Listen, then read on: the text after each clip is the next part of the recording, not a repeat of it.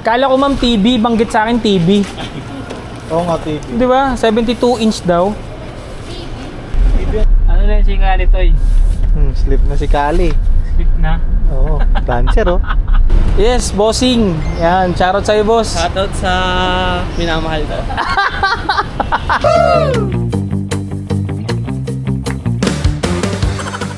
So good morning mga paps. Another day, another biyahe serye na naman. So para tayong kukunin ng Panginoon.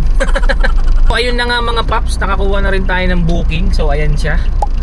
From Socorro to Santa Maria, Bulacan. At kung mapapansin nyo, napakababa ng fare. Kinuha na rin natin siya. Alam nyo kung bakit mga paps?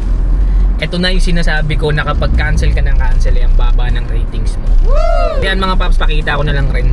Disadvantages talaga mga paps kapag mababa yung ratings mo, talo ka kapag marami kayo nag-accept ng booking. Actually kanina pa ako mga paps nag-aantay ng booking 9:30 in the morning. So time check, it's already 10:26. So ngayon lang tayo nakakuha ng booking. Ang daming magandang booking kanina. Kinukuha ko na ngayon mga malalapitan sa amin. Imagine from Diliman to Bahay Toro, 300 plus. Ano yun na, 600 kg. Pero hindi talaga tayo na-accept.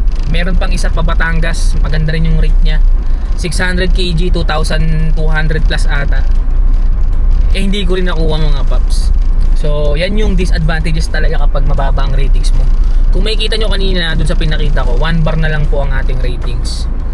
Tapos kapag bumaba pa yan, delikado na tayo mga paps. Baka maano tayo, ang tawag dun, ipatawag na tayo sa office nila, alam mo.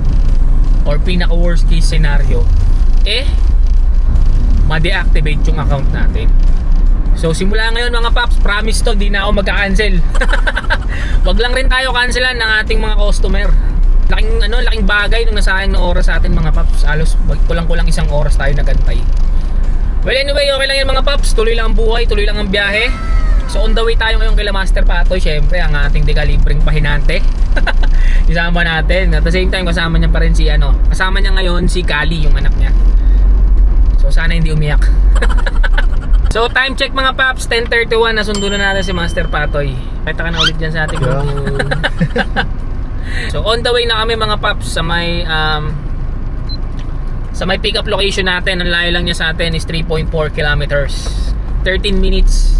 So update na lang namin kayo mamaya mga paps kapag na-pick up na namin yung item. Ilang piraso yan ma'am? Bali 15 to. Napapasalansan ko lang ng maayos. Sige po. 15 piraso pala no. Hindi na natin masasabayan pala to. Uy. Mahal yan. Ano mag-ano po? So yung mga paps, mga printers 15 pieces. So for sure punong-puno tayo dito. At the same time di na natin masasabayan to. So wala, ito talaga yung isa sa mga downside natin. Sasabayan sana namin ma'am kaso puno na to. Pero naka-on yan. Yes, bossing. Yan, charot sa'yo boss. Shoutout sa minamahal ko. Di na namin masasabayan to. Ma'am, inform ko lang kayo sa toll fee. Thank you mama. Diretso na namin to ma'am para sa'yo. Ano pangalan mo boss? Fritz po, boss. Shoutout kay Boss Fritz. Kaso wala pa akong sticker So time check mga paps, it's already 10:48. So na-pick up na natin yung mga more printer. So kala ko wala nang space na matitira mga paps. So meron pa siya. So sabi ni Master Patoy, subukan namin sabayan to. Sana matapat kami sa 300 kg na lang, yung sakto lang, yung kakasya pa naman dito sa space na natira sa atin. Kasi minsan meron 300 kg na ilang box lang. So hopefully meron tayong makuha para di naman masayang yung ating Cake papuntang Bulacan. cake.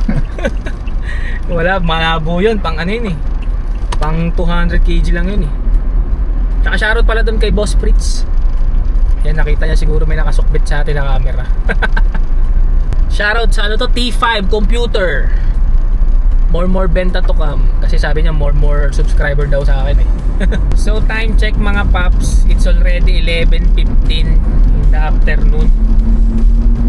So kayo na pa kami nag-aantay ni Master Patoy ng booking, walang lumalabas. I mean, may lumalabas pero puro pa south. Tapos meron tayo na swipe pa Marilao, hindi naman binigay sa atin. Naisip ko mga paps, diretso na lang natin to. Kasi medyo egol talaga siya. 300 kg lang siya pa Santa Maria. Imagine niyo yung last vlog natin. Yung pa Santa Maria, dun lang rin sa Cubao to Santa Maria 800 plus. Pero this time parang 600 plus lang to. So egol talaga tong booking na to mga paps. Hindi naman tayo magne-negative pero egol lang. Mas okay talaga to kung nasabayan natin. Pero kaysa masunog yung oras natin mga paps kakaantay, diretso na natin to. Kasi naka-priority fare naman to Parang may dagdag siya dito na 80 pesos ata, mga ganun, or 90. So ang layo niya sa atin lang mga paps is 27 kilometers. Andito na kasi kami sa EDSA. So mga 40 minutes andito na daw tayo. So nagbayad na rin sa atin yung ating pick up ng fare natin tsaka toll fee. So okay na rin to mga paps kaysa wala tayong nakuwang booking, anong oras na.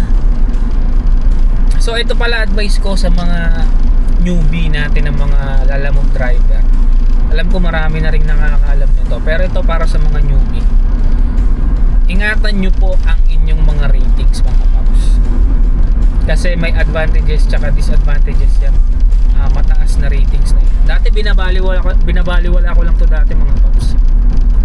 Pero napagtanto ko na kapag mababa po ang inyong ratings kay Lalamove o yung bar, or yan, pakita ko na lang rin ulit. Ang disadvantages niyan mga paps napakahirap kumuha ng booking. Kasi di ba kung mapapansin nyo pa nag-a-accept kayo ng booking, 3 kayong pwedeng mag-accept pero isa lang ang makakakuha. Siguro isa yan sa mga ni Lalamove, pinagbabasihan kung kanino dapat ibigay yung booking. No, hindi lang dun sa malapit ka dun sa booking, hindi lang sa starts mo, pati sa acceptance rate mo rin pala kailangan alagaan mo. Kasi katulad kanina, ganda sana ng mga makukuha ko, ako yung nauuna pero hindi sa akin napupunta yung booking kasi nga ang baba ng ating ratings. 1 bar na lang tayo mga paps. So ito nga nag-isip na naman ako kanina na i-cancel ko to kaso wala 1 bar na lang tayo. Baka kinabukasan wala, di na tayo bigyan ng booking. Siguro mga pang 10 swipe mo muna bago ka bigyan ni Lalamove. So ang advantages naman kapag mataas yung mo, ratings mo, syempre mas madali kang makakuha ng booking. Kasi napapansin ko rin, siguro kapag mababa yung bar mo, for example 3 bar si Master Patoy, ako 1 bar lang, sabay namin in-open yung aming app sa Lalamove. Pag may pumasok na booking, unang lalabas sa kanya kasi naka 3 star siya Tapos sa akin late na, siguro split seconds lang naman. Pero syempre alam niyo naman kay Lalamove, di ba? Bawat segundo importante sa pag-swipe kasi paunahan din yan Kahit sabihin mong mataas ratings mo, kung pang-4 ka naman nag-swipe, di bali wala rin. So yun lang naman mga paps, para sa mga newbie natin dyan na Lalamove driver. Kasi kapag bagong register ka naman kay Lalamove, mataas yung ratings mo. Yun lang mga paps, alagaan nyo lang, yun lang advice ko. So sige mga paps, update na lang namin ngayon ni Master Patoy. Once na nandun na kami sa may drop off location, i-diretso na namin to.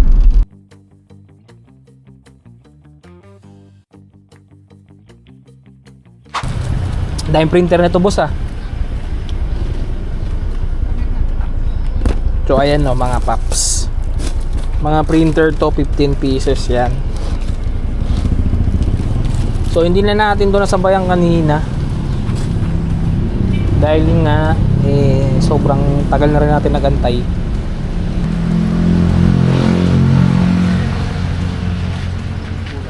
Ipag ni Master Patoy So time check mga paps, it's already 11:55.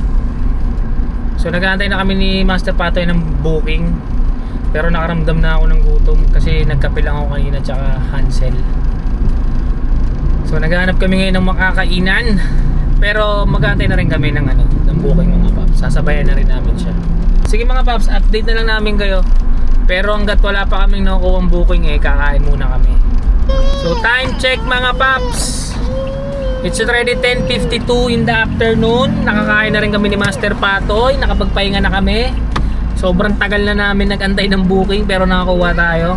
Kinuha na rin natin ito mga paps dahil 2 kilometers lang yung pick up location mula dito sa amin. At pa Bustos, Bulacan to. So di ko nga alam yung Bustos kung pa uwi na ba along the way pa uwi o palayo pa eh. Pero kinuha na rin namin kasi naka-priority rin siya mga paps. So hindi na rin natin ito masasabayan. So update na lang namin kayo mga paps kapag nandun na kami sa may pick up location. Kala ko ma'am TV, banggit sa akin TV.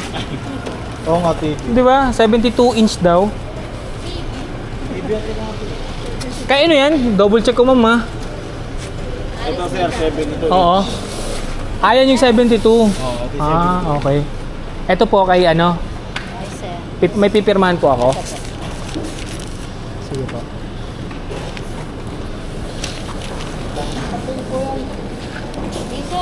Check mo ulit ako. Salamat. Welcome sir. Ay, sorry. Thank you po. Thank you po. Kala ko TV. Kala ko mga Pops TV. So parang mga ano pala to? Saan to? Sa drop off o sa guide? Parang matress tsaka ano. Ewan ko ano tong nakabox na to. So ayun mga Pops, time check 1:03. Nabudol tayo doon kasi sa pagkakaintindi ko sa usapan namin mga Pops, TV daw. So hindi pala, ano pala to? Naka-roll yung papel, yung naka-box, yung naka-plastic. Tela daw siya mga Pops. So ang layo lang sa atin ito ay 17 kilometers lang. 30 minutes andun na daw tayo sa may drop-off. So okay tong booking na to mga Pops. Kasi malapit lang to eh. Pagkakaalam ko ilang ano lang to, ilang kilometro lang naman yung layo sa atin na ito. So mga Pops, habang on the way tayo doon, syempre pag-usapan muna natin yung kapwa TNVS driver natin. Hindi siya lalamove driver, TNVS driver natin siya. Namatay siya dahil base sa video na to, yung sinend ko sa'yo. Base kasi sa video, meron silang pagtatalo ata, no? Hindi ko alam, hindi ko talaga alam yung tunay na kwento. Ito base lang to sa mga napanood ko. Nagkaroon nga ng issue to kasi merong iba't ibang vlogger daw na parang ginagawan daw ng issue yung yung driver. Kesyo ganito, ganyan. So mahirap kasi magbigay ng komento dyan. Gawa ng hindi naman tayo actual na nandoon sa pangyayari. Ako based lang sa assessment ko. Hindi ko rin kasi maintindihan masyado yung audio. Kumbaga meron talaga silang pagtatalo. Meron kasi siyang grupo yung parang fleet nila. Meron nga daw pagtatalo yung driver tsaka yung pasahero. So para sa mga kapwa kong lalamove driver, lalong-lalo sa mga TNVS na tao yung sakay, no, kapag alam nating medyo alanganin yung pasahero, kasi nung naging Grab driver ako, medyo iwas talaga ako pag alanganin ako sa driver. Talagang alam mo yon, yung dadaanan mo muna, titingnan mo muna yung pasahero. Pag yan mga 3 lalaki, 2 lalaking malalaki, hindi ko na po agad sinasakay yan, no? Hayaan ko nang bumaba yung rate ko kaysa naman malagay sa alanganin yung buhay ko. Tapos if ever man na dumating sa point na naisakay mo na talaga, mas maigi na ibigay mo na lang kung ano yung hinihingi nila. Kasi tulad nyan, baka kapalit nung hindi mo pagbigay ng gusto nila yung buhay mo naman, di ba? So para sa akin, kung ganun man mangyari, ibigay nyo na kung ano yung hinihingi nung masamang tao na yun, no? Diyos na yung bahala sa kanya kung ang kapalit ng ginawa niya. So condolence po pala dun sa pamilya nung namaalam natin na kapwa natin TNVS driver.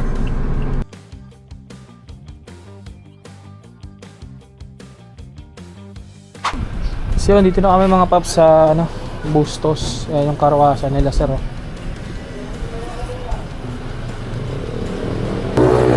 Sa haba ng kalsada nila. Kalo yung payment? Bali 623 sir. Kala ko kanina sir, sabi 72 inch. Kala ko TV.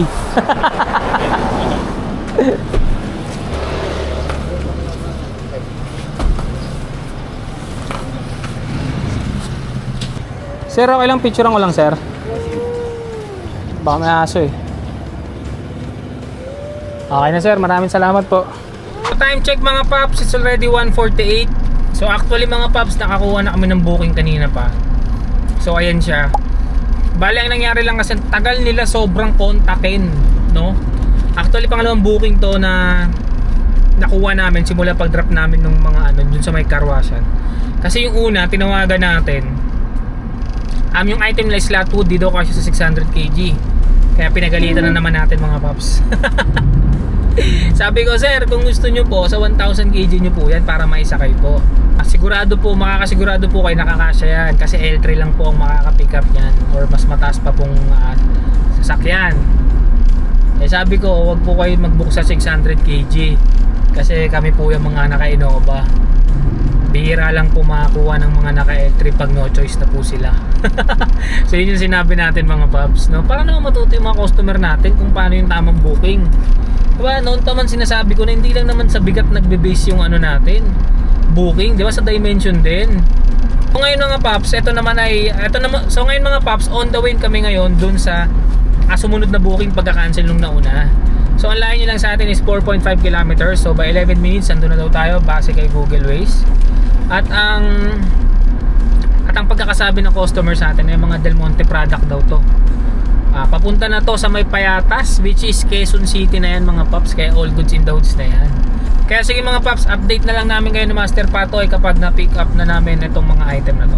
So yun mga paps, time check, it's already 2:12 in the afternoon. So dito na kami sa loob ng, hindi ko lang kung dam site to o warehouse eh. Ay kalitot. So kung makikita nyo mga paps, ayan, dyan daw kami papasok dito dyan. So mayroong nauna sa atin, kaya may pila to. Tapos isa pa mga paps, bago kami pumunta rito sa pila na to, meron silang timbangan na napakalaki, sumampa pa ako doon. So first time ko kasi makapasok sa ganito.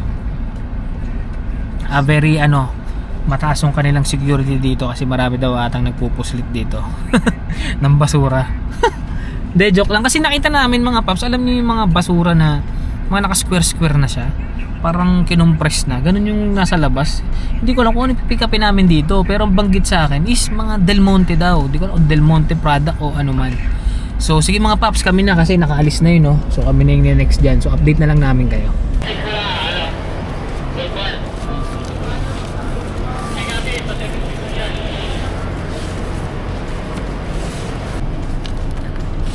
Master Patoy, sipag mo Ito po. Ito pa, mas masipag na pahinante to. Kali, say hi. Hi, kiss muna. Kiss, Kali. Ayaw. So time check mga paps, it's already 2:29. Andirito pa rin tayo dito sa may pinag-pick up namin. Ang kulit lang ng sistema nila dito, no? So ang banggit kasi sa akin, nagsakay sila ng ilang mga produkto. Tapos after nun, papatimbang muna kami bago isakay ulit yung iba pang produkto. So ang ganda, no? Pampahaba ng oras. So syempre, susubukan natin kausapin sila madam dito mamaya. Magbabayad tayo ng extra waiting time natin, diba? Gaya na sabi ko, napakalaga ng oras natin. So ito mga paps, pakita ko sa inyo yung kanina sinasabi ko, para mga basura, naka square na sila.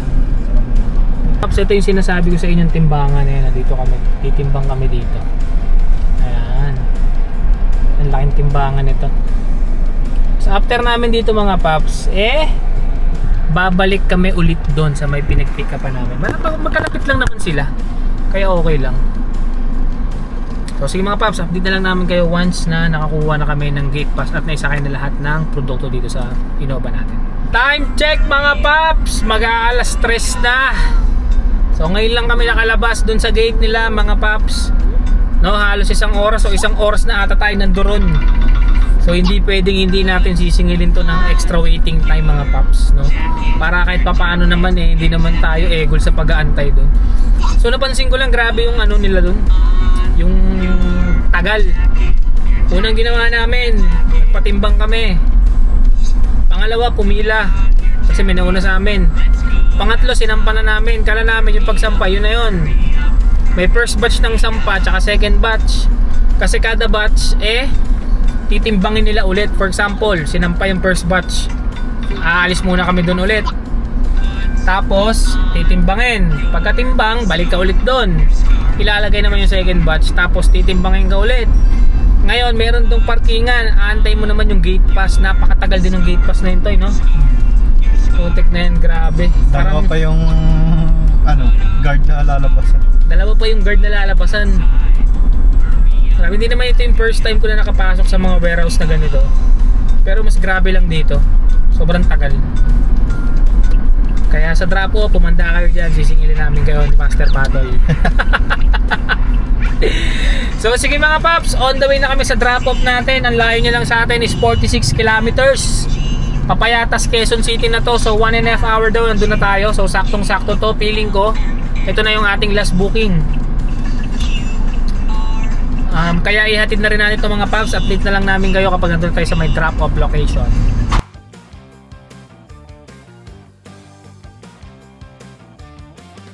So yun mga paps, andito na kami. Ano po ma'am? Grocery home. May grocery rin siya. Dadaling sa North, Dami na ito. Iniwasan nga magkapatong ma'am kasi baka sumabog. Wala yung sarili niyang box. Wala ma'am eh. Ganyan lang po yung binigay sa amin ma'am eh. So hindi pa daw dadalhin yan, pero di na sila willing magbayad ng buhat pahinante. Master Patoy in the house. Toy, dali mo daw dun Toy sa dulo. Hindi, joke. So time check mga paps, it's already 4:41 in the afternoon. So nababa na rin namin yung mga buko juice. Buko juice ba yun Toy? Hindi, Hindi, mga juice yun. No, hindi namin pwedeng banggitin kung saan. Dahil meron kami natuklasan. Sabi mo kanina. Sinabi mo ba kanina? I-edit na lang natin yun. So yun mga paps, bali, binayaran naman tayo. Mabilis na makausap sila ma'am. Binayaran tayo na extra waiting time. 200 pesos yung siningil natin mga paps. Alam nyo kung bakit? Dapat 150 lang yan talaga. Pero bukod sa nagantay tayo sa pickup, nagantay din tayo dito sa may drop-off. Grabe. Di ba nga nabanggit ko, nasa Dali ang delivery nito. Ang akala namin ni Master Patoy sa mismong Dali. Yung pala hindi. Ginamit lang yung ano na yun, pin location na yun. So dun pa medyo malayo pa, mga 2-3 streets pa yung diferensya. So yun nga mga paps, bali ang nasingil natin sa kanila is 1,078 pesos. So sakto, walang labis, walang kulang. So toll fee yan, yung base fare, tsaka yung extra waiting time natin na 200 pesos. Grabe, parang ang waiting time natin is kalahating oras. Ganun kami katagal nagantay. Pero okay lang dahil malayo naman yung ating booking na yon, kaya pinagtyagaan na natin dahil nagbayad naman at maayos naman kausap sila ma'am, no? Tapos nagbuhat pa nga si Master Patoy pero malapit lang naman. So na yon, previous na yon, di ba? So yun mga paps, hindi na kami kukuha ng booking. So sa tingin ko, ipapakita ko na sa inyo kung magkano yung kinita namin ngayong araw kasi malapit na rin kami dito sa may Payatas, sa Diliman, malapit na lang kami. So yung kinita namin ngayong araw ni Master Patoy ay naka 1,541 lang kami ni Master Patoy, no? Plus 200 yung aming extra waiting time, naka 1,700 lang kami. So pwede na rin, ilang oras lang naman kami, sasikali pala. Ilang oras lang na kami, tsaka mas nakapag-enjoy pala, mas nakaka-enjoy pala mag biyahe kapag may kausap. Di ba kasi mga paps, nasanay ngayon na kapag nagbablog ako, yung mga nakarang videos natin, ako lang lagi mag-isa. Ngayon nandito si Master Patoy. Medyo nalilibang ako, hindi ko nararamdaman yung pagod. Kaya all goods din pala may kasama. Pero syempre, dapat pag magsasama rin kayo, kahit pa paano pakainin nyo, di ba? Tapos yung mga buhat-buhat na extra charges, ibigay nyo dun sa pahinante nyo. Tapos kung wala, di kahit pa paano bigyan nyo yung kasama nyo. Tinamaan na nga kayo, di nyo man lang bibigyan kahit pang Yossi. Yossi. Yossi. Ay, hindi pala nag-Yossi to. Kahit pambili ng ng isang pack ng gatas. Kulang pa pala.